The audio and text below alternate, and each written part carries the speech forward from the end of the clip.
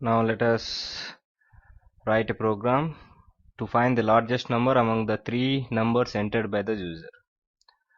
So we are considering this example to illustrate if, else if and else statements.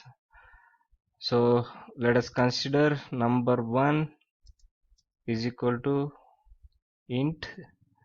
For integer we should have to specify it because it is now the default one. Input, and we will write enter the number.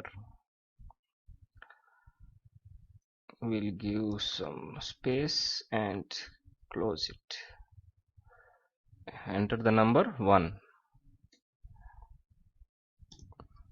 Same thing, let me copy it for the quick. Control C, Control V, Control V. Change it as 2 and 3. This is 3, this is 2. So we are getting the number 1, number 2, number 3, and now we will check the condition. If num1 is greater than num2 and if num1 is also greater than num3,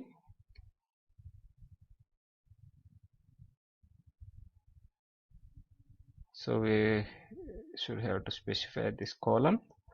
Now print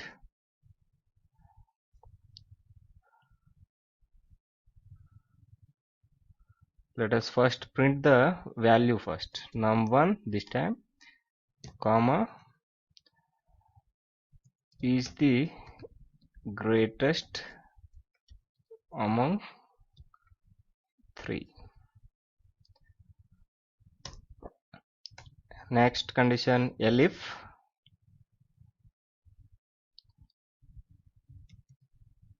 num2, if the above condition is false, again check this. This will be checked only if the above statement is false. If the above statement is true, this will be getting never executed. Greater than num3.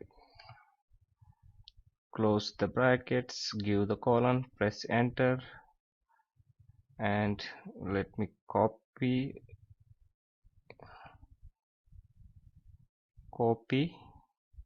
press enter, paste it here. This will show error.